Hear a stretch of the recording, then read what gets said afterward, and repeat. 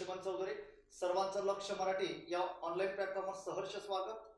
तुम्हाला माहिती आहे की लक्ष मराठी या यूट्यूब चॅनलवर आपण मराठी विषयासंदर्भात नवनवीन लेक्चर घेत असतो, नवनवीन व्हिडिओ त्या ठिकाणी मी अपलोड करत असतो. आजच आपला संयुक्त गट क मुख्य परीक्षेचा पेपर पार पडलाय. त्या परीक्षेचं विश्लेषण आपण आजच्या लेक्चरमध्ये घेतोय.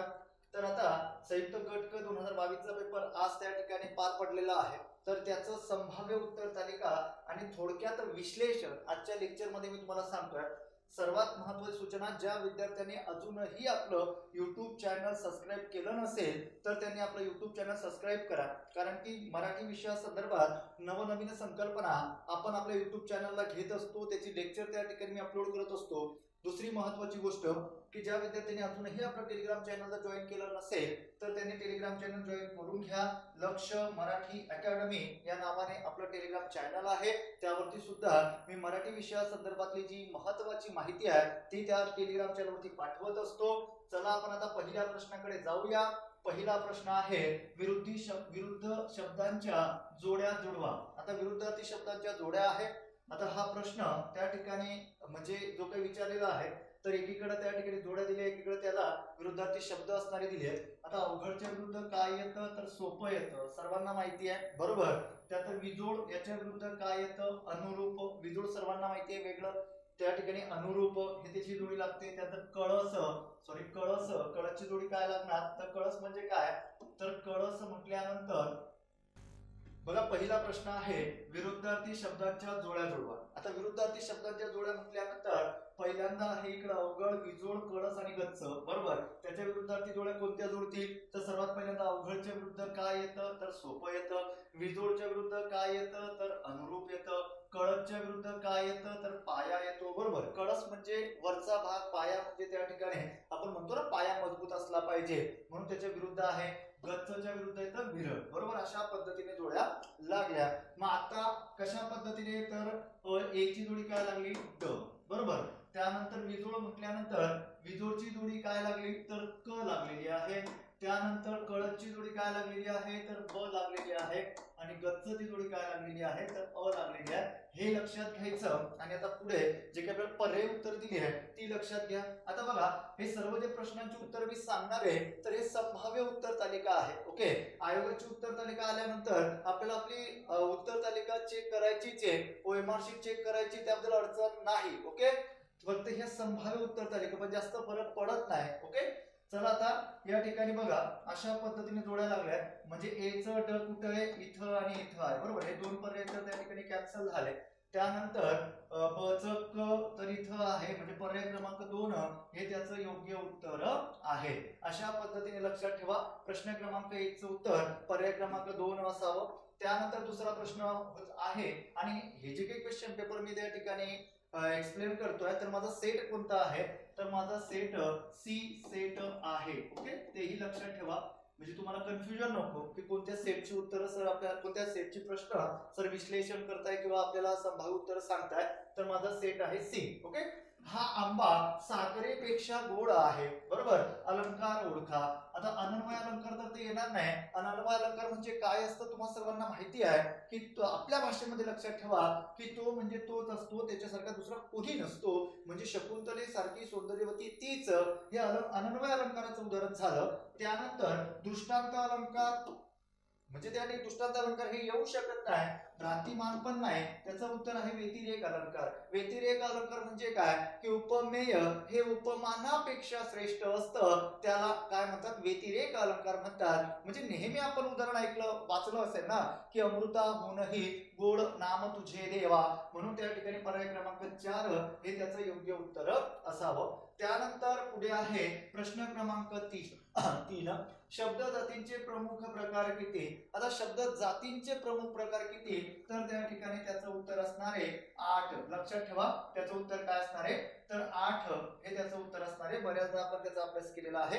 विकारी शब्द, अविकारी शब्द, विकारी मध्ये येणाऱ्या 4, अविकारी मध्ये येणाऱ्या 4 अशा पद्धतीने. त्यानंतर आता पुढच्या प्रश्नाकडे जाऊया आपण. तर चौथा प्रश्न होता भाववाचक नामावरती. भाववाचक नामांचा शब्द गट ओळखा. आता भाववाचक नाम म्हटलं तर तुम्हाला माहिती असणं गरजेचं आहे ना. भाववाचक नाम बऱ्याच प्रकार म्हणजे काय की विविध शब्दांचा किंवा विविध प्रकारे भाववाचक नाम सांगता येते. पण जो प्रश्न ज्यावरती विचारलेला आहे त्यावरती थोडी चर्चा आपण करूया की भाववाचक नाम म्हणजे काय असतं. सर्वांना माहिती आहे ज्या नामातून एखादा भाव किंवा गुण प्रकट होत असतो अशा प्रकारचं आलेलं नाम म्हणजे भाववाचक नाम असतं. पण या ठिकाणी आपल्याला दुसऱ्या पद्धतीवरती प्रश्न विचारलेला आहे की ज्या नामाला य, त्व, पना, ता, वा, गिरी, आई, की, पण, इक अशा प्रकारची प्रत्यय ज्या शब्दाला जोडतात मित्रांनो तर ती कोणती नामे तयार होतात तर ती भाववाचक नामे तयार होत असतात. ओके, अशा पद्धतीने लक्षात ठेवा. मग आता पहिला पर्याय आपल्याला दिलेला आहे देवपण, पण, प्रामाणिकपणा, मोठेपण आलेलं आहे. गरिबी, गोडी, लबाडी यामध्ये सुद्धा ही प्रत्यय आलेला आहे. प्रौढत्व, मित्रत्व, शत्रुत्व तो आलेला आहे. म्हणजे तिसरा पर्याय सुद्धा बरोबर आहे. गांभीर्य या आलेला आहे. धैर्य, माधुर्य म्हणजे चौथा पर्याय प्रश्नांच्या दृष्टिकोनातून बरोबर आहे. म्हणून पर्याय क्रमांक 4 त्याचं योग्य उत्तर असावं. त्यानंतर पुढे 5 नंबरचा प्रश्न बघा. 5 नंबरचा प्रश्न काय आहे तर 4 नंबरचा प्रश्न हा झाला. 5 नंबरचा प्रश्न आहे विशेषाची माहिती देणारा व विशेषणाचे गुण सांगणारा विकारी शब्द. आता विशेषाची माहिती देणारा जो काही असतो विशेष्य म्हणजे काय रे मित्रांनो तर आता त्या ठिकाणी इकडं म्हणजे मी या आधी एका ठिकाणी लेक्चर घेतलं त्या ठिकाणी घाईमध्ये माझ्याकडनं उत्तर मी दिलं नाही पण इथं आता त्या ठिकाणी त्याचं विश्लेषण करून सांगतो. विशेष्य म्हणजे काय तर विशेष्य म्हणजे नाम. ओके, तर दोन ठिकाणी घाईने उत्तर माझी त्या ठिकाणी वेगळी दिली गेली होती पण आता इथं त्या ठिकाणी समजून घ्या त्याची कन्सेप्ट काय आहे. विशेष्य म्हणजे नाम. तर आता विशेषाची माहिती देणारा कोण असतो तर विशेषाची माहिती देणारा तो कोण असतो विशेषण असतो. आणि विशेषणाचे गुण सांगणारा विकारी शब्द सुद्धा काय असतो तर तोही विशेषण असतो. म्हणजे याचं उत्तर पर्याय क्रमांक 3 असं असावं असं त्या ठिकाणी मला वाटतंय. तर तरी सुद्धा या प्रश्नासाठी आयोगाच्या उत्तर तालिकेचा वेट करा. ओके, त्यानंतर पुढचा प्रश्न आहे ससे मिरा लावणे याचा अर्थ काय. आता प्रचंड आवाज करणे हे तर येणार नाही. धीर मिळणे म्हणजे एखाद्याची मदत मिळणे बरोबर किंवा त्या ठिकाणी एखादा आपल्याला सांगत असतो ना की घाबरू नको मी तुझ्या बरोबर आहे याला म्हणतात धीर मिळणं. आणि एक सारखा तगादा लावणं म्हणजे ससे मिरा लावणे. पर्याय क्रमांक म्हणजे सी हे त्याचं उत्तर आहे. पर्याय क्रमांक 3 हे त्याचं योग्य उत्तर असावं. प्रश्न क्रमांक 6 चं उत्तर पर्याय क्रमांक 3 असावं. एक सारखा तगादा लावणे तमाशा लावणे हे पण त्या ठिकाणी येणार नाही. त्यानंतर 7 नंबरचा प्रश्न आहे अनेक पदार्थ इतस्तः अव्यवस्थितपणे पसरणे या अर्थाची म्हण ओळखा. आता ही जी म्हण आहे ना ही म्हण आपल्या दैनंदिन जीवनातली आहे बरोबर. म्हणजे जेव्हा आपण त्या ठिकाणी घरी एखादं काम करत असताना ज्या वस्तू असतात त्या अस्ताव्यस्त पडलेल्या असतात अस्ताव्यस्त अवस्थेमध्ये पडलेल्या असतात तेव्हा आपली आई आपल्याला त्या ठिकाणी म्हणत असते की बाबा एवढा बाजार नको मांडू बरोबर आहे. म्हणजे आपल्या दैनंदिन जीवनातली म्हण आहे. म्हणून पर्याय क्रमांक 4 हे त्याचं योग्य उत्तर असावं. ओके, बाजार करणे तर येणार नाही बाजाराला जाणे पण नाही बाजार भरविणे हे सुद्धा येणार नाही. म्हणून त्या ठिकाणी पर्याय क्रमांक 4 हे त्याचं योग्य उत्तर असावं. त्यानंतर पुढे आहे प्रश्न क्रमांक 8 बावळी मुद्रा देवळी निद्रा. आता या म्हणीचा अर्थ जो काही आहे तो बऱ्याचदा प्रश्न विचारलाय बरोबर. हा प्रश्न बऱ्याचदा त्या ठिकाणी विचारून झालेला आहे आतापर्यंत आयोगाने विचारलेला आहे. तर बरीच प्रश्न रिपीट होत असतात मित्रांनो. ओके, म्हणून आपल्याला आयोगाच्या ज्या प्रिव्हियस इयर क्वेश्चन पेपर आहे झालेल्या ज्या प्रश्नपत्रिका आहे त्या वाचणं त्या विश्लेषित करणं त्या अभ्यासणं अतिशय महत्वाचं आहे. आणि मी त्या ठिकाणी आपल्या बॅच मध्ये सर्व पीवायक्यू आतापर्यंत जेवढ्या क्वेश्चन पेपर झाल्यात आयोगाच्या त्याची बॅच सुद्धा आपली लवकरच उपलब्ध होणार आहे. तर याचा अर्थ कोणता बावळी मुद्रा घेऊन देवळात निजणारा नाही दिसण्यात बावळा व्यवहारात चतुर. पर्याय क्रमांक 2 हे त्याचं योग्य उत्तर असावं. त्यानंतर पुढे बघा पुढचा प्रश्न आहे गाव जळाला मारुती गावा निराळा या म्हणीचा अर्थ कोणता. गाव जळाला मारुती गावा निराळा.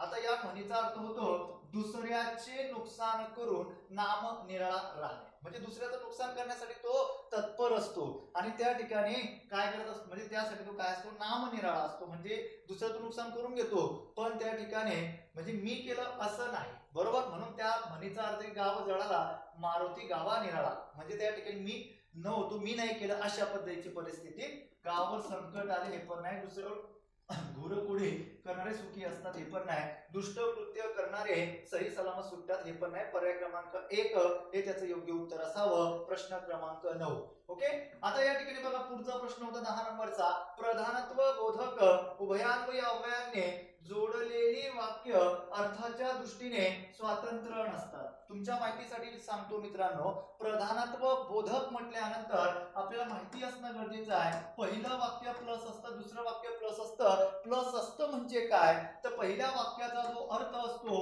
तो अर्थ त्या ठिकाणी परिपूर्ण असतो म्हणजे त्या ठिकाणी काय असतो स्वातंत्र्य असतो लक्षात ठेवा आणि जे दुसरं वाक्य आलेलं असतं त्या दुसऱ्या वाक्याचाही अर्थ परिपूर्ण स्वातंत्र्य असतो म्हणजे या वाक्याचा पूर्वार्ध जो काही आहे तो चुकीचा आहे बरोबर म्हणजेच ती एकमेकांवर अवलंबून असतात हेही चुकीचं आहे म्हणजे याचं संपूर्ण विधान चूक पर्याय क्रमांक 4 हे त्याचं योग्य उत्तर असावं कारण की अशा प्रकारची रचना प्रधानत्व बोधक मध्ये नसते तर अशा प्रकारची रचना कुठे असते तर अशा प्रकारची रचना असते गौणत्व बोधक मध्ये थोडक्यात थोडं स्पष्टीकरण पण देत चालतो की या प्रश्नाचं उत्तर हेच का त्या ठिकाणी आलेलं असावं ओके त्यानंतर 11 नंबरचा प्रश्न आहे तो भर बोलतो यातील भर हा शब्द अव्ययाचा कोणता प्रकार दर्शवतो ओके आता यामध्ये सर्वात पहिला पर्याय आहे क्रियाविशेषण अव्यय दुसरा आहे शब्दयोगी तिसरा आहे केवल प्रयोगी आणि उभयनिष्ठ अव्यय आता शब्दयोगी तर येऊ शकत नाही कारण की शब्दयोग म्हटल्यानंतर तुम्हाला माहिती आहे ना की एखाद्या नामाला किंवा सर्वनामाला तो जो काही शब्द आहे म्हणजे काही अव्यय आहे ते अव्यय जोडून आलेलं असतं म्हणून पर्याय क्रमांक 2 जो काही आहे तो येत नाही त्यानंतर केवल प्रयोगी अव्यय नाही कारण की मनातील ज्या काही भावना असतात त्या अचानकपणे जेव्हा उत्कट होतात तेव्हा केवल प्रयोगी अव्ययांचा वापर होतो म्हणजे पर्याय 3 सुद्धा गेला पर्याय क्रमांक 4 काय उभयनिष्ठ अव्यय आता उभयनिष्ठ अव्यय म्हटल्यानंतर ज्या ठिकाणी दोन वाक्य जोडलेली असतात बरोबर मग ती प्रधानत्वाने जोडलेली असतील गौणत्वाने जोडलेली असतील ते कोणत्याही अव्ययाने जोडलेली असतील सुद्धा त्या ठिकाणी ते काय उभयनिष्ठ अव्यय येऊ शकत नाही फक्त पर्याय क्रमांक 1 राहिला क्रियाविशेषण अव्यय याचं उत्तर हे अगदी बरोबर आहे कारण की क्रियाविशेषण अव्यय का आहे कारण की क्रिया कशी घडली भर घडली म्हणजे रीतिवाचक म्हटल्यानंतर हे त्याचं उत्तर अगदी बरोबर आहे म्हणून पर्याय क्रमांक 1 त्याचं उत्तर योग्य असावं प्रश्न क्रमांक 11चं उत्तर 1 असावं त्यानंतर पुढे आहे प्रश्न क्रमांक 12 आता प्रश्न क्रमांक 12 काय सांगतोय तर प्रश्न क्रमांक 12 असा आहे की किंवा अथवा की अगर हे शब्द उभयान्वयी अव्ययातील कोणत्या प्रकारातील आहे आता बऱ्याचदा आपण अभ्यासला बऱ्याचदा ऐकलाय बरोबर आता समुच्चय तर येणार नाही समुच्चयामध्ये सर्वांना माहिती आहे आणि व शिवाय आणखी आणि क बरोबर यांचा समावेश होतो त्यानंतर विकल्प बोधक मध्ये त्या ठिकाणी अशा प्रकारची रचना आलेली असते विकल्प बोधक मध्ये वाक्याची रचना कशी असते पर्यायवाची असते बरोबर ना म्हणजे त्या ठिकाणी पर्याय असतो हे किंवा ते किंवा हे अथवा ते बरोबर ना अशा पद्धतीची रचना असते म्हणून पर्याय क्रमांक 2 हे त्याचं योग्य उत्तर असावं न्यूनत्वता नाही पण परी परंतु बाकी किंतु हे अव्यय आलेले असतात परिणाम बोधक मध्ये तुम्हाला सर्वांना माहिती आहे म्हणून यास्तव तस्मात त्यामुळे अतयव अशा प्रकारचे अव्यय आलेले असतात म्हणून प्रश्न क्रमांक 12चं उत्तर पर्याय क्रमांक 2 हे असावं त्यानंतर प्रश्न क्रमांक 13चं उत्तर ओके दुसऱ्या ठिकाणी लेक्चर घेतला या प्रश्नाचं उत्तर सुद्धा प्रश्नाचं म्हणजे जो काही प्रश्न सोडवला तो बरोबर पण उत्तर सांगताना हा नाही पुढे येतो तर केवल प्रयोगी अव्ययांच्या योग्य जोड्यांचे गट ओळखा आता केवल प्रयोगी अव्यय आता बघतोय आपण की जे काही प्रश्न आपल्याला विचारलेले आहे तर जास्तीत जास्त शब्दांच्या जातींवरती प्रश्न विचारलेले मित्रांनो मग आता या ठिकाणी केवल प्रयोगी अव्ययावरती सुद्धा प्रश्न विचारला आहे शोक द्योतक आता शोक द्योतक म्हटल्यानंतर शोकदर्शक असं त्या ठिकाणी त्याला म्हणतात हाय रे आई ऐक जेव्हा आपल्याला त्या ठिकाणी दुःख होते तेव्हा आईचं नाव नेहमीच त्या ठिकाणी आठवत असते म्हणून त्या ठिकाणी पर्याय जो काही 1 आहे तोही बरोबर आहे स्वीकार दर्शक किंवा याला म्हणतात संमती दर्शक ठीक बरे होय आता जे काही त्या ठिकाणी थोर व्याकरणकार आहे थोर व्याकरणकारांनी हे प्रकार आपल्याला सांगितलेले आहे ओके म्हणजे त्या ठिकाणी मुके दामले सर असतील किंवा त्या ठिकाणी कृपा कुलकर्णी सर असतील यांनी हे प्रकार आपल्याला त्या ठिकाणी सांगितलेले आहेत. त्यानंतर संबोधन द्योतक, अरे अगो हो, संबोधन द्योतक म्हणजे त्या ठिकाणी हाक मारणे ना. आणि त्यानंतर आश्चर्य द्योतक म्हणजे काय, त्या ठिकाणी आश्चर्य व्यक्त करणे, अरे बापरे, बरोबर, म्हणजे चौघं पर्याय त्या ठिकाणी प्रश्नाच्या दृष्टिकोनातून बरोबर आहे. त्याचं पर्याय क्रमांक 4 हे उत्तर योग्य असावं. ओके. त्यानंतर 14 नंबरच्या प्रश्नाकडे आपण जाऊया. च, देखील, ना, पण, मात्र, सुद्धा ही कोणती शब्दयोगी अव्यय योग्य पर्याय लिहा. आता हेतुवाचक तर नाही. आता एकच गोष्ट लक्षात ठेवायची की अशा प्रकारची जी अव्यय आलेली असतात, आता मराठीमध्ये एक महत्वाची संकल्पना आहे, ती म्हणजे कोणती, तर ती आहे शुद्ध शब्दयोगी अव्यय. म्हणजे जी शब्दयोगी अव्यय आलेली असतात त्या शब्दयोगी अव्ययांच्या म्हणजे त्या शब्दयोगी अव्ययांच्या मूळ रूपामध्ये बदल होत नाही, म्हणजे त्याचं सामान्य रूप तयार होत नाही. अशा प्रकारच्या शब्दयोगी अव्ययांना काय म्हणतात, तर शुद्ध शब्दयोगी अव्यय असं म्हटलं जातं. म्हणून पर्याय क्रमांक 4 हे त्याचं योग्य उत्तर असावं. लक्षात ठेवा मित्रांनो. त्यानंतर 15 नंबरचा प्रश्न आहे, कागद, पत्र, काम, काज, बाजार, हाट या अभ्यस्त शब्दांचा प्रकार कोणता. ओके. आता आपल्याला अभ्यस्त शब्दांचा प्रकार सांगितलाय. पूर्णाभ्यस्तामध्ये त्या ठिकाणी हे तर येणार नाही, कारण की पूर्णाभ्यस्त म्हणजे काय असतं की जो पहिला शब्द आलेला आहे तोच दुसरा शब्द येतो, कुठेही बदल होत नाही, त्याला त्या ठिकाणी पूर्णाभ्यस्त म्हणतात. म्हणजे कट, कट, बरोबर, पूर्णाभ्यस्त, बरोबर, अशा प्रकारची रचना आलेली असते. त्यानंतर पुढे जर आपण लक्षात घेतलं तर पुढचा प्रकार अंशाभ्यस्त आहे. हे त्याचं उत्तर बरोबर आहे, कारण की जो पहिला शब्द आलेला असतो त्या पहिल्या शब्दातील दुसरा शब्द बदलून येतो, एखादा अक्षर त्यामध्ये बदलून आलेलं असतं, पण जो दुसरा शब्द आलेला असतो त्याला वेगळ्या प्रकारचा अर्थ नसतो.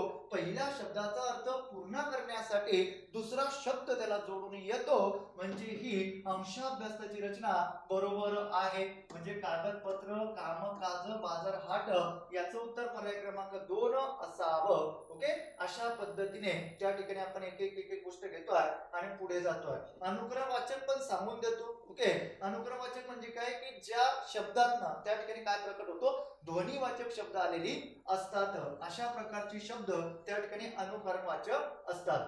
16 नंबरचा प्रश्न होता मित्रांनो, आधीचे धरण भरून वाहिले, पुढील धरणांच्या साठ्यातही वाढ होत गेली, याचे संयुक्त वाक्य कसे होईल. आता संयुक्त वाक्य राज्यसेवा मुख्य परीक्षेचा 21 जानेवारीला पेपर झाला, त्या पेपर मध्ये सुद्धा संयुक्त वाक्यावरती प्रश्न खूप विचारलेली होती. आता या पेपर मध्ये सुद्धा संयुक्त वाक्यावरती प्रश्न विचारलेला आहे.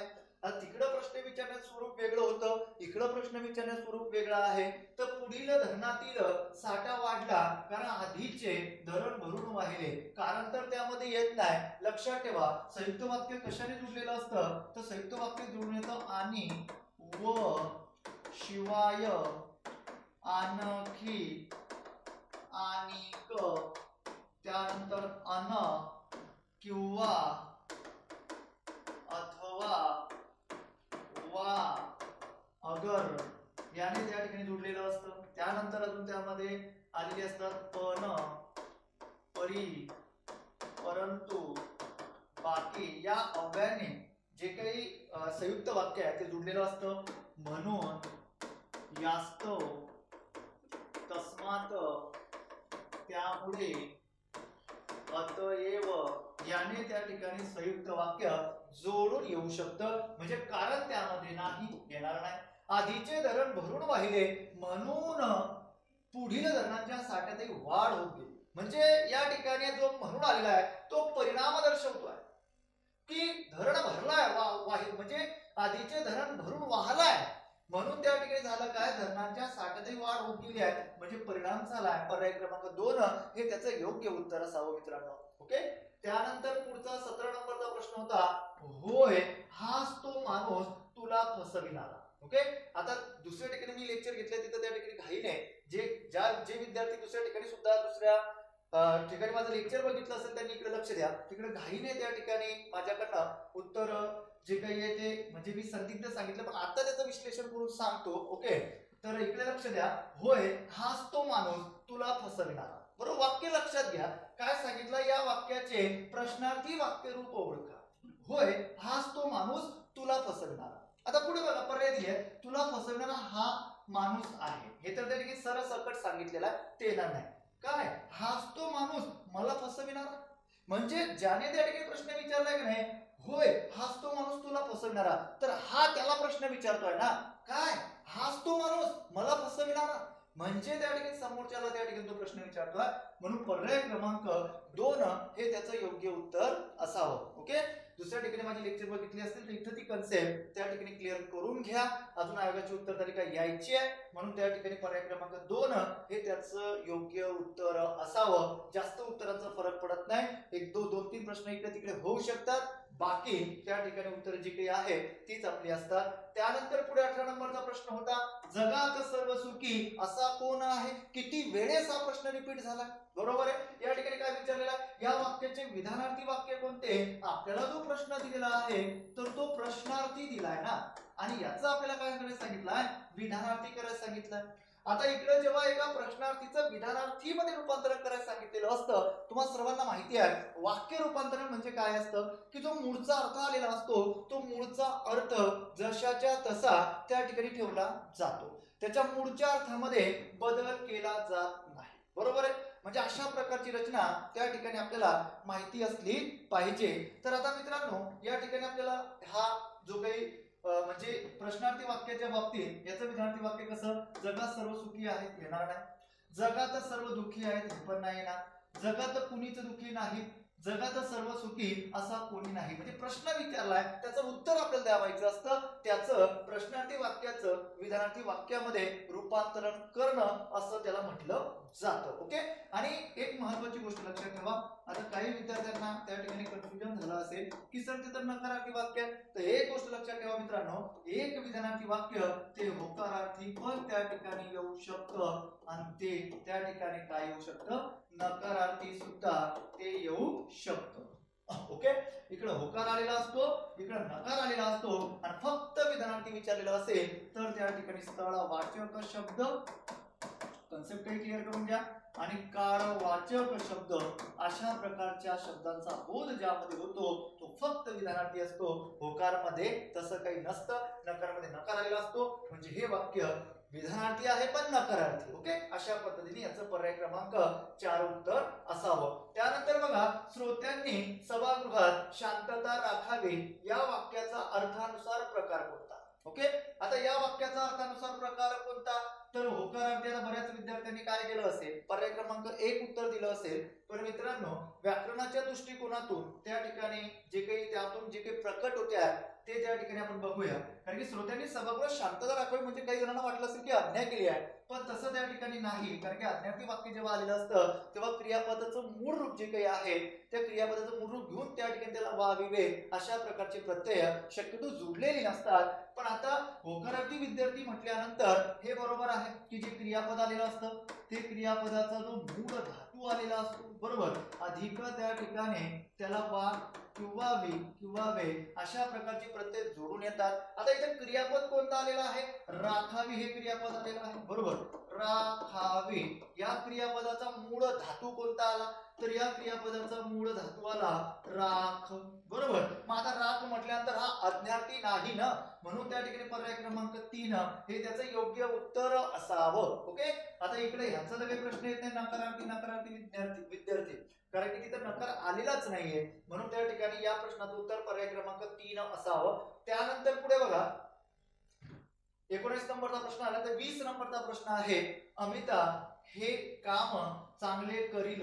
आता या वाक्याचं काय करायला सांगितलेलं आहे, रीती भूतकाळ. आता रीती भूतकाळ म्हटल्यानंतर आपल्याला माहिती असणं गरजेचं आहे की या ठिकाणी त अधिक असे अशा प्रकारची रचना रीती भूतकाळाची असते. मग आता वाक्य वाचा, बरोबर आहे, अमिताने हे काम चांगले केले म्हणजे त्या ठिकाणी हे येणार नाही, बरोबर, ते साध्या भूतकाळामध्ये गेलं. अमिताने हे काम चांगले केले होते पूर्ण भूतकाळ. त्यानंतर पुढे अमिता हे काम चांगले करील, बरोबर, चांगले करीत किंवा याचा अर्थ होतो करीत असे अशा प्रकारचं क्रियापद त्यातनं प्रकट होतं, म्हणून पर्याय क्रमांक 3 हे त्याचं योग्य उत्तर असावं, लक्षात ठेवा. त्यानंतर अमिता हे चांगले काम करीत असावी हे त्या ठिकाणी चुकीचं आहे, बरोबर, कारण की तो भविष्य काळामध्ये जातो. त्यानंतर पुढे पुन्हा काळावरती प्रश्न विचारलेला होता, अपूर्ण भविष्य काळाचे उदाहरणे ओळखा. आता अपूर्ण भविष्य काळ म्हटल्यानंतर क्रिया अपूर्ण असणारे भविष्य काळामध्ये अपूर्ण असणार किंवा चालू असणार अशा पद्धतीने रचना. सुधाने निबंध लिहिला असेल म्हणजे भविष्य काळामध्ये क्रिया त्या ठिकाणी पूर्ण झालेली असेल. त्यानंतर सुधा निबंध लिहिणार असेल, बरोबर. त्यानंतर पुढे सुधा निबंध लिहित राहील, बरोबर, कारण की भविष्य काळामध्ये क्रिया जी काही आहे त्या ठिकाणी सुरू असणार किंवा अपूर्ण असणार अशा प्रकारची रचना त्या ठिकाणी या ठिकाणी आलेली असते, म्हणून पर्याय क्रमांक प्रश्न क्रमांक 21 चं उत्तर पर्याय क्रमांक 3 हे बरोबर असावं. त्यानंतर पुढे आहे 22 नंबरचा प्रश्न की अनेक वचनी रूपातही न बदलणारा शब्द ओळखा. आता ज्या शब्दाचं अनेक वचनामध्ये बदल होत नाही ते ओळखायचं आहे. मुलगा बदल होणार ना, मुले किंवा मुलगे. त्यानंतर राजा राजे, बरोबर, इकडे सुद्धा बदल होणार. राणी यामध्ये सुद्धा त्या ठिकाणी बदल होणार, बरोबर. म्हणजे इकडं हा चौथा पर्याय जो काही आहे त्यामध्ये बदल होत नाही, म्हणजे तो एक वचनामध्ये आहे देव, तो अनेक वचनामध्येही तोच राहणार, म्हणून पर्याय क्रमांक 4 हे त्याचं योग्य उत्तर असावं मित्रांनो. कारण की आपण जेव्हा पेपर सोडवतो किंवा जेव्हा पेपरला आपण जातो तेव्हा त्या ठिकाणी सर्व गोष्टीवर निर्णय घेणं काय होतं, अवघड होतं. पण यासाठी सराव जर असेल तर निश्चित पद्धतीने मराठीमध्ये आपल्याला भरून आणि कन्सेप्ट क्लिअर असणं महत्वाचं आहे. जर कन्सेप्ट क्लिअर असतील तर आपल्याला आवर्जून त्या ठिकाणी मार्क मिळतात म्हणजे मिळतात. बघा पुढचा प्रश्न विचारलेला होता, खर्च वेच हा शब्द शब्दसिद्धीच्या कोणत्या प्रकारातील आहे. आताच मी त्या ठिकाणी मगाशी कन्सेप्ट क्लिअर केली, पूर्णाभ्यास सांगितली, पूर्णाभ्यास तर तो नाहीये, बरोबर आहे. त्यानंतर अंशाभ्यास हे त्याचं योग्य उत्तर असावं. आता बघतोय आपण की राज्यसेवा मुख्यला सुद्धा अंशाभ्यास पूर्णाभ्यास यावरती प्रश्न विचारले, या परीक्षेला सुद्धा अंशाभ्यास पूर्णाभ्यास यावरती प्रश्न विचारलेले आहेत. आता अनुकरण वाचक तर त्या ठिकाणी येणार नाही, म्हणून पर्याय क्रमांक 2 हे त्याचं योग्य उत्तर असावं. याची संकल्पना मी आधीच्या प्रश्नांकडे त्या ठिकाणी क्लिअर केलेली आहे प्रश्नांमध्ये. त्यानंतर आता बघा अनादी या शब्दाचा समास ओळखा. आता अव्ययभाव तर येणार नाही, द्वंद्वन आहे. बऱ्याच विद्यार्थ्यांना दोन प्रकारांमध्ये कन्फ्युजन झाला असेल की तत्पुरुष समास का बहुविरी समास. तर मित्रांनो याचं उत्तर आहे बहुविरी समास. मग तो कोणता बहुविरी, तर तो नत्र बहुविरी असा त्या ठिकाणी त्याचं उत्तर योग्य आहे. आता यामध्ये नत्र बहुविरी का असेल, कारण की अनादी म्हटल्यानंतर असंख्य संख्येने मोजता येणार नाही असं, बरोबर आहे. मग ज्या ठिकाणी दोन्ही पदे महत्वाची नसून तिसऱ्या पदाचा बोध होतो त्याला कोणता समास म्हणतात, त्याला बहुविरी म्हणतात. पण त्यामध्ये नकार आला, बरोबर, की संख्येने न मोजता येणार, म्हणून त्या ठिकाणी ते नत्र बहुविरी आहे. काही विद्यार्थ्यांना वाटतं नत्र तत्पुरुष, पण ते नत्र तत्पुरुष नाही. नत्र तत्पुरुष मध्ये काय असतं माहितीये ना, की ज्या ठिकाणी दुसरं पद महत्वाचं असतं तिथं सुद्धा नकार असतो, पण तिसऱ्या पदाचा बोध होत नाही, म्हणून पर्याय क्रमांक 4 हे त्याचं योग्य उत्तर असावं. त्यानंतर 25 नंबरचा प्रश्न, तू नियमित व्यायाम करावास, ओके, याचे अज्ञार्थी वाक्य करा. याचं काय बनवायचं सांगितलंय, अज्ञार्थी वाक्य बनवायचं सांगितलेलं आहे. आता इथं तू नियमित व्यायाम कर हेच बरोबर आहे ना, म्हणजे आज्ञा केली आहे ना.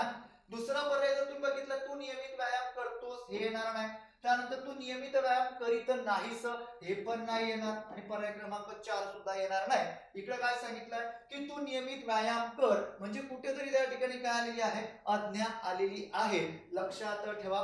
त्यानंतर पुढे आहे या प्रश्नासाठी थोडं मी डाऊटफुल आहे, ओके.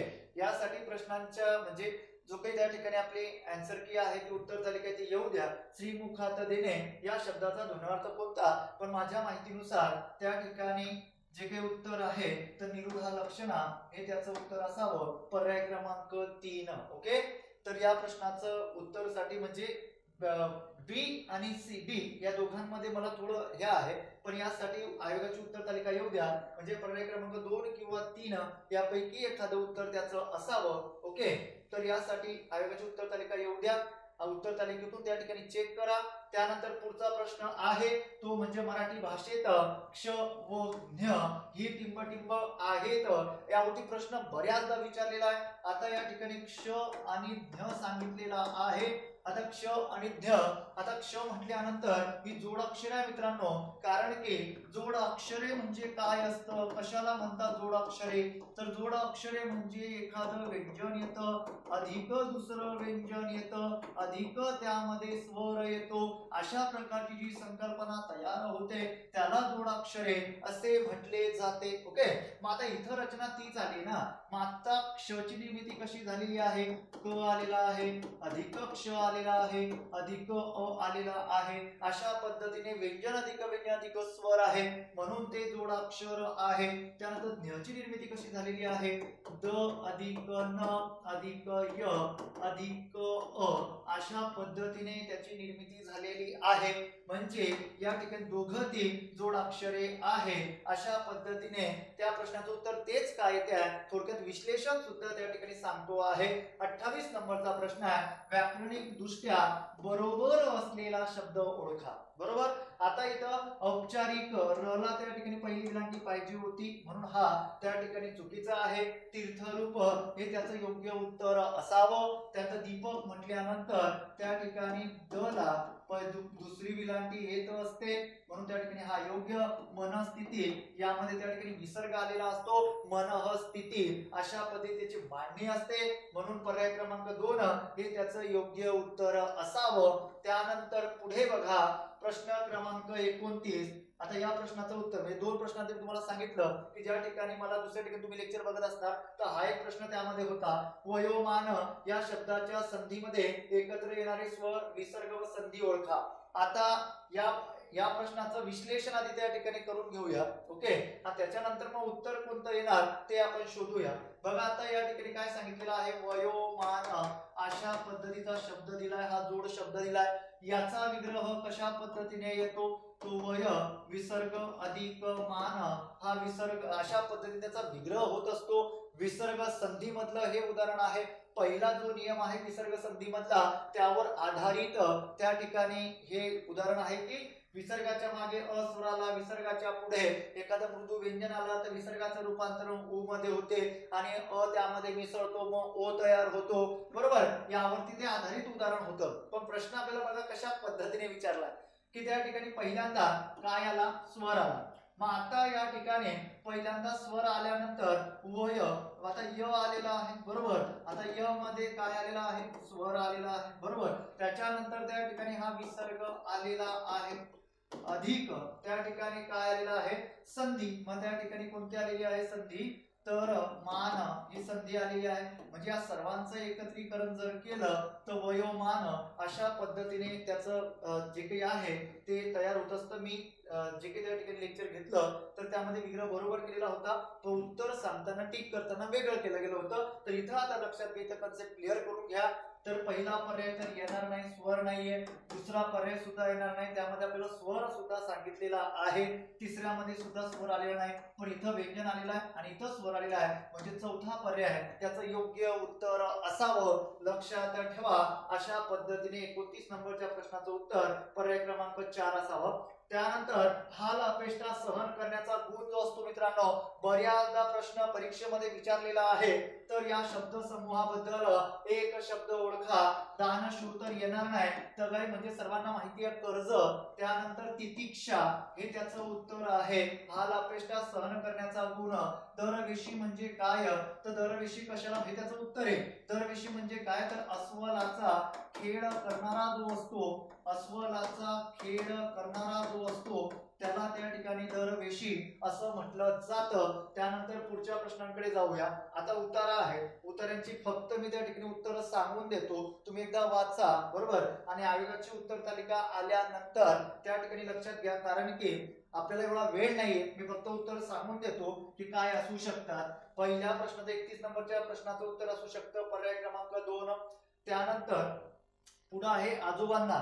आता 32 नंबरच्या प्रश्नाचं उत्तर त्या ठिकाणी काय असू शकतं, तर 32 नंबरच्या प्रश्नाचं उत्तर पर्याय क्रमांक 3 हे असू शकतं. फक्त जे काही उत्तर आहे ती उत्तर फक्त त्या ठिकाणी मी काय करतोय, सांगतो आहे. एकदा जे काही आहे ते चेक करून घ्यायचं. 32 नंबरच्या प्रश्नाचं उत्तर पर्याय क्रमांक 3 असू शकते. त्यानंतर 33 नंबरच्या पंडोबाच्या मृत्यूचे कारण हे सुद्धा पर्याय क्रमांक 3 असू शकते. म्हणजे आणि ड बरोबर अपराधीपणा, सुनेच्या आईच्या दुःखाने धारण केलेले विकारे आणि विखारी स्वरूप. ओके. त्यानंतर 34 नंबरच्या प्रश्नाचं उत्तर दिवस भरणे याचं जे काही आहे त्याचं पर्याय क्रमांक 1 उत्तर असू शकते. त्यानंतर त्या ठिकाणी 35 नंबरच्या प्रश्नाचं जे काही उत्तर आहे ते सुनेच्या आईने म्हणजे पर्याय क्रमांक 2 असू शकते. ह्या उतारा मी वाचलेला नाही, फक्त त्या ठिकाणी उत्तर सांगितलेली एकदा बघून घ्या, उतारा वाचून घ्या, एवढा वेळ आपल्याकडे नव्हता. त्यानंतर 36 नंबरचा प्रश्न आहे बघा. आता फुलाहून या शब्दात कोणती विभक्ती आहे?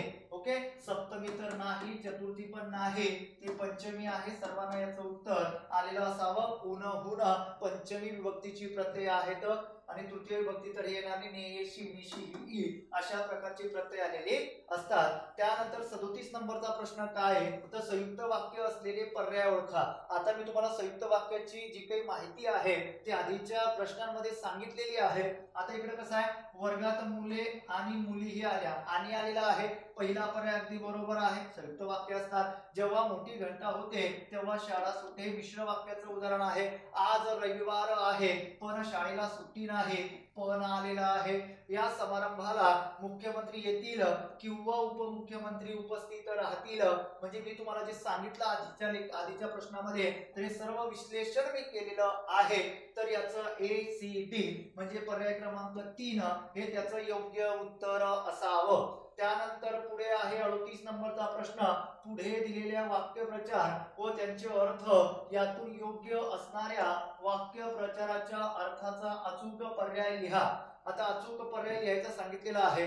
आता उखळ पांढरे होणे म्हणजे भीक मागण्याची पाळी येणे अजिबात नाही, श्रीमंत होणे असा त्याचा अर्थ होतो. त्यानंतर दाद न देणे पुष्कळ फायदा होणे अजिबात नाही. दाद न देणे म्हणजे काय की त्या ठिकाणी एखादा आपल्याला जेव्हा मदत मागतो किंवा जेव्हा त्या ठिकाणी आपल्याकडे तो येतो त्याला आपण त्या ठिकाणी काही मदत करत नाही. त्यानंतर हातावर तुरी देणे, डोळ्यात देखत फसून निष्ठून जाणे हे अगदी बरोबर आहे. आपण बऱ्याचदा आपल्या दैनंदिन जीवनामध्ये ऐकलं आहे की हातावर तुरी देणे याचा अर्थ डोळ्यात देखत फसून निष्ठून जाणं, म्हणजे हे आपलं दैनंदिन जीवनातलं उदाहरण होतं. उलटी अंबारी हाती येणे हे तर त्या ठिकाणी येणार नाही. म्हणून पुढे आहे बघा. आता प्रश्न क्रमांक 38 चं उत्तर जे काही आहे ते पर्याय क्रमांक 3 असावं. त्यानंतर 39 नंबरचा प्रश्न आहे. शहरात नोकरी करीत असताना गोकुळला दर 11 महिन्यांनी नवीन भाड्याच्या घरात घर सामान हलवावा लागे, त्यामुळे तो या त्रासाला अगदी कंटाळून गेला होता. या वाक्य समूहासाठी योग्य वाक्य प्रचाराची निवड करा. जीव लावणे हे तर त्या ठिकाणी येणार नाही. त्यानंतर पुढे बघा. जीवावर उदार होणे अजिबात नाही, म्हणजे जेव्हा अशा प्रकारची परिस्थिती निर्माण होते तेव्हा कंटाळा येतो, माणूस त्रासून जातो, अशा प्रकारचा कोणता वाक्प्रचार बरोबर आहे तर जीवाला घोर लागणे हे पण नाही. तुम्हाला माहिती आहे जीवाला घोर लागणे म्हणजे काय असतं. आणि जीव मेटा कुटीस येणे हा वाक्प्रचार त्यासाठी अगदी योग्य आहे. कारण की त्रासणे किंवा कंटाळवाणं वाटणे अशा प्रकारची जी रचना असते ती रचना म्हणजे जीव मेटा कुटीस येणे हा पर्याय क्रमांक 4 हे त्याचं योग्य उत्तर आहे. लक्षात ठेवा.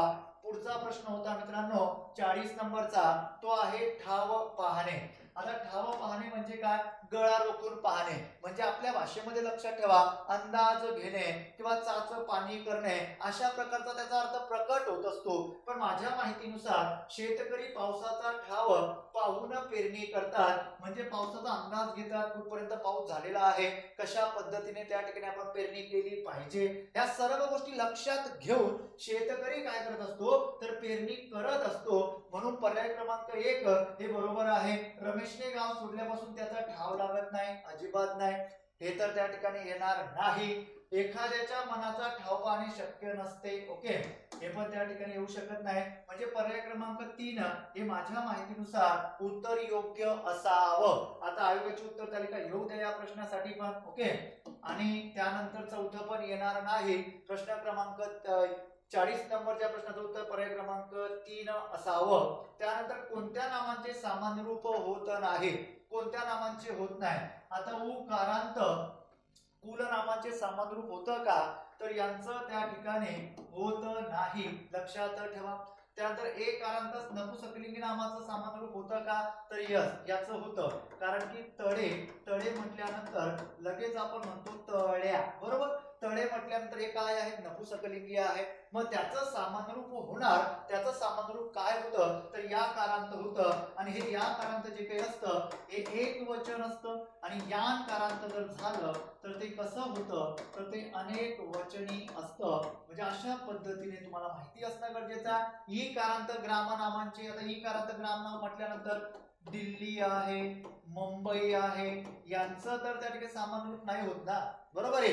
म्हणजे ग्रामनामांचं होत नाही. ई कारांत कुलनामांचे, आता यांचं सुद्धा त्या ठिकाणी होत नाही. म्हणजे वाणी म्हटल्यानंतर यांचं सुद्धा कुलनामांचं होत नाही. म्हणजे ए सी आणि डी या तिघांचं होत नाही. आणि आपल्याला विचारलेलं आहे होत नाही. ओके, म्हणजे ए सी डी अशा पद्धतीचा पर्याय कोणता आहे तर पर्याय क्रमांक 3 हे त्याचं योग्य उत्तर असावं. त्यानंतर पुढे जाऊया. पुढचा प्रश्न होता पृथकत्व वाचक संख्या विशेषणाचे उदाहरण ओळखा. आता पृथकत्व वाचक म्हटल्यानंतर तुम्हाला माहिती असणं गरजेचं आहे मित्रांनो. याची कन्सेप्ट क्लिअर असणं महत्वाचं आहे. त्याची कन्सेप्ट काय आहे, पृथक म्हणजे काय, वेगवेगळे करणे असा त्याचा अर्थ होत असतो.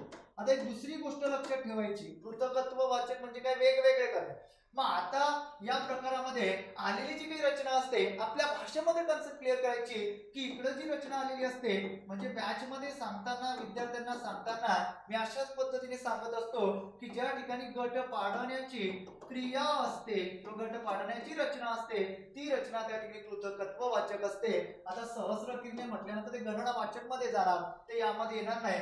60वे वर्ष म्हटल्यानंतर क्रम वाचक मध्ये त्या ठिकाणी जाणार. दुहेरी रंग म्हटल्यानंतर ते आवृत्ती मध्ये जाणार. ओके, आणि इकडे पृथकत्व म्हटल्यानंतर 10-10चा गट हे यामध्ये येणार. म्हणून प्रश्न क्रमांक 42 चं उत्तर पर्याय क्रमांक 4 असावं. त्यानंतर पुढे आहे दिलेल्या वाक्यातील क्रियापदाचा प्रकार ओळखा. आता उदाहरण काय दिलेलं आहे आपल्याला, भोजन शाळेत माणसे जेवू लागली.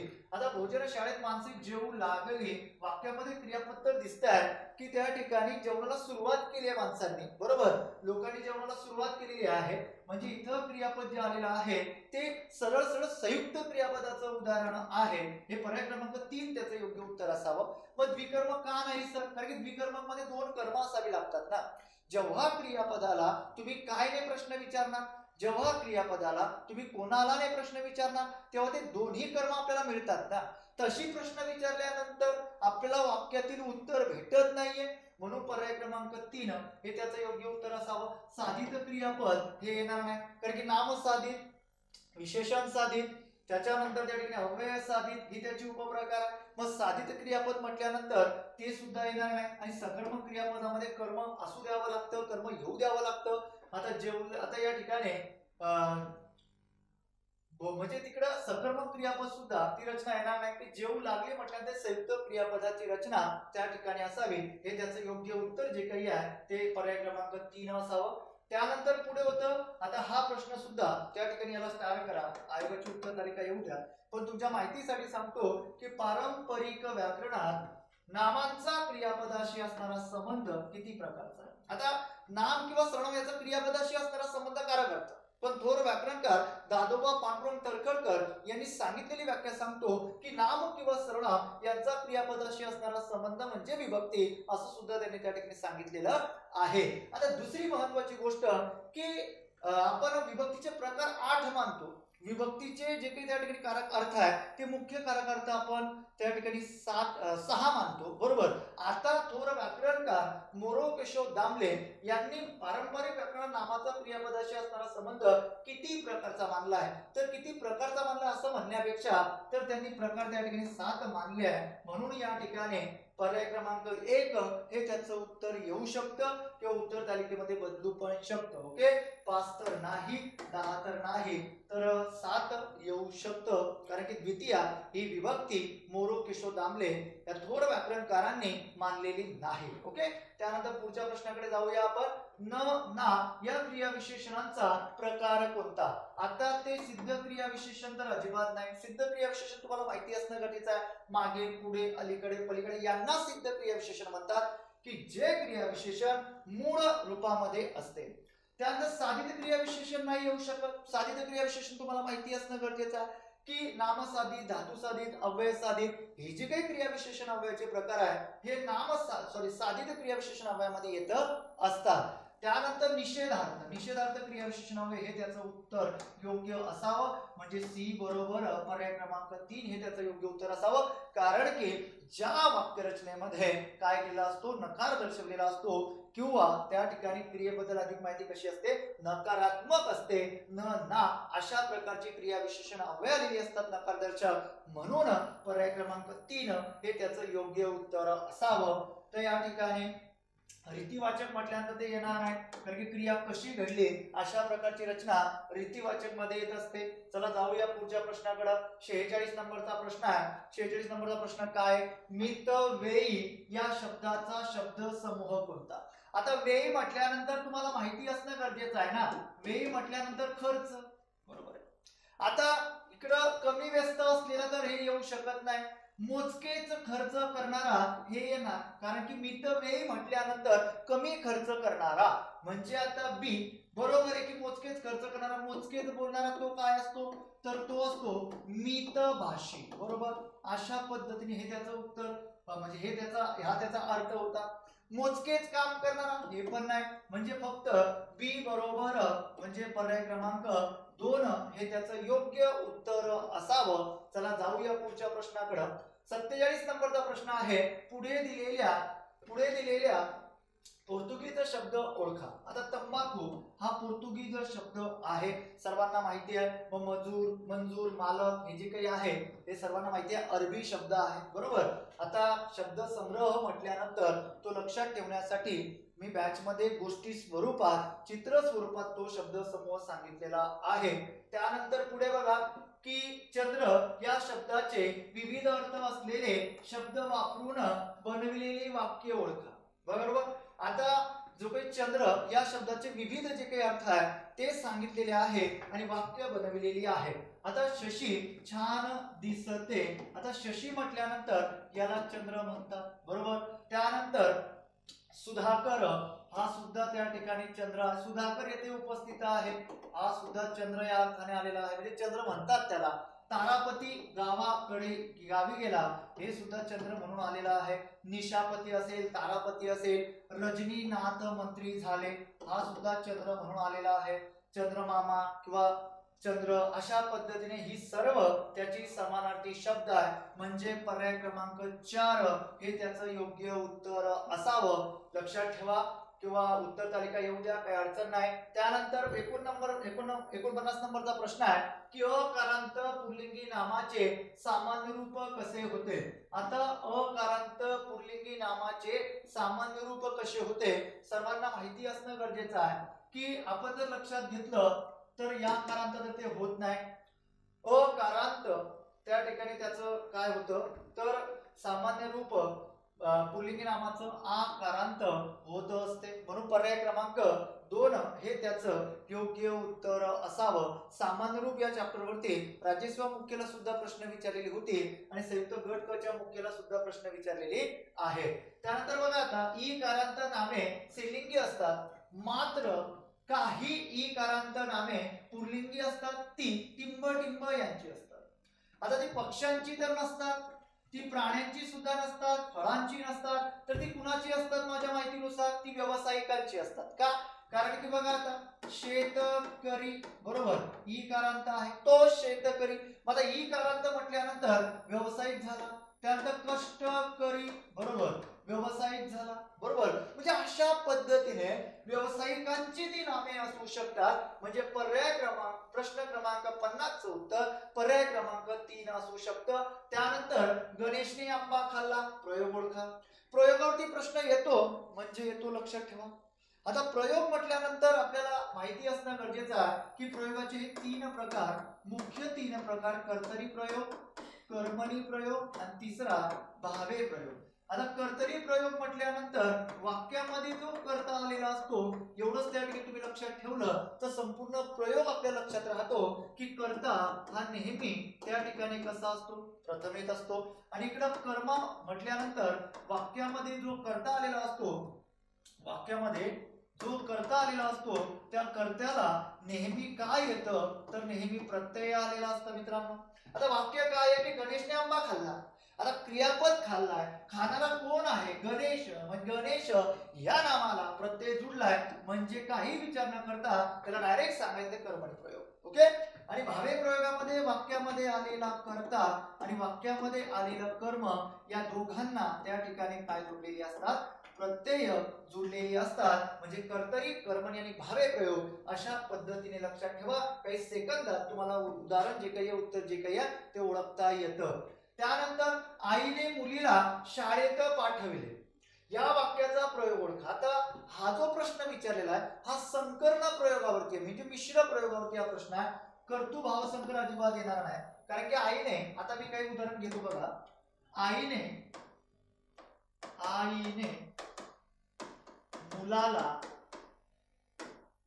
शाळेत पाठविला असं मूळ उदाहरण जे काही आहे ते मूळचं उदाहरण त्या ठिकाणी आपण घेऊया. आता या वाक्यामध्ये जर कर्मानुसार बदल झाला तर कर्मणी प्रयोगाची वैशिष्ट्य त्यामध्ये आहे. म्हणजे आता पाठविलेला काय तर मुलाला, बरोबर. म्हणजे हे वाक्यातला कर्म झाला. पाठविणारे कोण आहे? आई, बरोबर. हे वाक्यातलं कर्म आहे, आई हे वाक्यातला कर्ता आहे, बरोबर. आता इकडे आपल्याला एक लक्षात ठेवायचं आहे की कर्मानुसार बदल होतोय का? तर आईने, आता मुलाच्या ऐवजी आपण मुलीला घेऊया. आईने मुलीला शाळेत पाठविली म्हणजे कर्मानुसार बदल झाला, बरोबर. कर्मणी प्रयोगाची वैशिष्ट्य झाली. आता पुढचं जे उदाहरण आलेलं आहे की आईने मुलीला शाळेत पाठविले म्हणजे वाक्यातील क्रियापद जे काही आलं आहे ते क्रियापद तृतीय पुरुषी नपुंसकलिंगी एकवचनी आलाय. म्हणून याचं उत्तर पर्याय क्रमांक 2 असावं. कर्म भाव संकर म्हणजे त्यामध्ये कर्मणी प्रयोगाची सुद्धा वैशिष्ट्य आहे आणि भावे प्रयोगाची सुद्धा वैशिष्ट्य आहे. म्हणजे एकत्रित वैशिष्ट्य आले म्हणून पर्याय क्रमांक 2 त्याचं उत्तर असावं. कोणत्या विभक्तीच्या एकवचनाला प्रत्यय नाही? तर आता द्वितीय पंचमी मध्ये आहे. तुम्हाला माहिती आहे सलाते, सलानाते, ऊन, ऊन.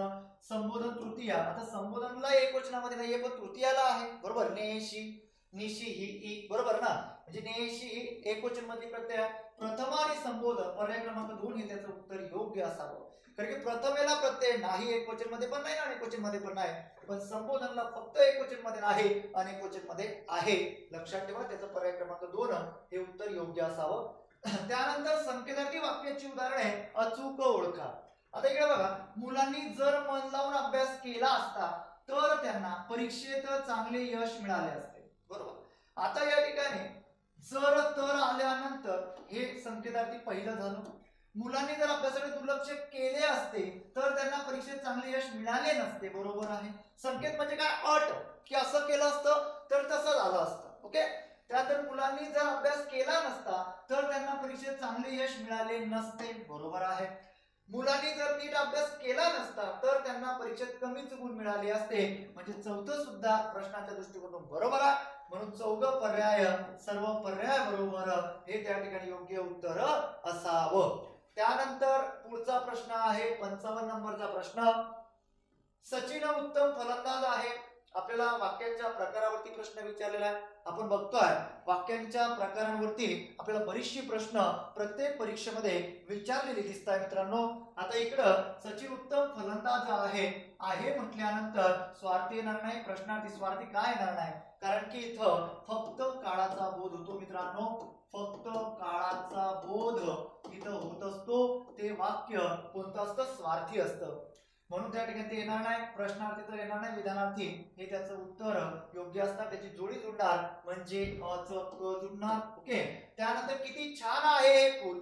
आता शेवटी उद्गारार्थी चिन्ह आहे म्हणजे सांगण्याची गरज नाही, ते उद्गारार्थी वाक्य असणार किंवा उद्गार त्या ठिकाणी प्रकट केलेली आहे म्हणजे 2चं जुडलं ड. ओके. पाऊस तर पडला नाही ना म्हणजे प्रश्न चिन्ह आलाय म्हणजे क चं जुडलं ब, बरोबर. त्यानंतर मुले शाळेत गेली, काळाचा बोध झालाय म्हणजे त्या ठिकाणी ड चं जुडलं अ. अशा पद्धतीने जोड्या तुम्ही लावू शकता. अ च क कुठं दिसतंय? एकाच ठिकाणी दिसतंय. पर्याय क्रमांक 2 हे त्याचं योग्य उत्तर असणार आहे. अशा पद्धतीने आता पुढचा 56 नंबरचा प्रश्न, हाही प्रश्न आपल्याला वेळ खूप कमी असतो पेपरमध्ये आणि प्रश्न वाचताना त्या ठिकाणी चुका होऊ शकतात। आता बऱ्याच विद्यार्थ्यांना म्हटलं असेल की विदुर या शब्दाचा अर्थ, तर बऱ्याच विद्यार्थ्यांनी पहिलं उत्तर करून त्या ठिकाणी पुढे गेले असतील, पण मित्रांनो विदुर असं त्या ठिकाणी ते दिलेलं आहे, आपला विदुर नाही तर ते विधुर असं असतं की ज्याची पत्नी त्या ठिकाणी मरण पावलेली आहे, निधन पावलेलं आहे, त्याला त्या ठिकाणी विधुर असं म्हटलं जातं। पण त्या ठिकाणी आपल्याला विदुर विचारलाय तर विदुर म्हणजे माहितगार आणि अनुभवी, अशा प्रकारे दोघं पर्याय त्या ठिकाणी बरोबर, म्हणजे बी आणि सी अगदी बरोबर हे त्याचं योग्य उत्तर असावं। अशा पद्धतीने आपण त्या ठिकाणी लक्षात घ्यायला पाहिजे, पेपर सोडविताना जास्तीत जास्त सराव आपला असला पाहिजे, कन्सेप्ट क्लिअर असल्या पाहिजे, प्रिव्हियस इयर क्वेश्चन पेपर आपण बघितला पाहिजे। सिंह या शब्दाला समानार्थी नसलेला विचारलेला आहे, अचूक ओळखून त्याचा योग्य पर्याय लिहा, म्हणजे पंचानन हे तर त्या ठिकाणी आहे, नसलेला विचारलाय, मृगराज सुद्धा आहे, पंचानन आहे, केसरी आहे, शाखामृग नाहीये, शाखामृग म्हणजे काय होतं मित्रांनो तर वानर होतं, म्हणून पर्याय क्रमांक 4 हे नाहीये। त्यानंतर पुढे आता 58 नंबरचा प्रश्न आहे, प्रश्न विचारणे हे प्रश्नार्थक सर्वनामाचे प्रमुख लक्षण आहे, याचा पूर्वार्ध तर बरोबर आहे। त्यानंतर पुढे काय बघा, जेथे जेथे प्रश्नार्थक सर्वनाम असेल तेथे तेथे प्रश्नार्थक वाक्यरचना असेलच असे नाही, उत्तरार्ध सुद्धा त्या ठिकाणी बरोबर आहे, कारण की त्या ठिकाणी तिरस्कार दर्शवायचा किंवा विलक्षणपणा दर्शवायचा किंवा अनिश्चित सर्वनामामध्ये सुद्धा अशा प्रकारची सर्वनामे आलेली असतात प्रश्नार्थक, पण शेवटी प्रश्नचिन्ह येतच असं नाही। ओके, म्हणून याचं संपूर्ण विधान बरोबर आहे, पर्याय क्रमांक 3 हे त्याचं योग्य उत्तर असावं। त्यानंतर पुढे आहे, पुढे दिलेल्या समानार्थी शब्दांच्या पर्यायातून समानार्थी नसलेल्या शब्दांचा अचूक पर्याय निवडा, नसलेल्या विचारलेला आहे।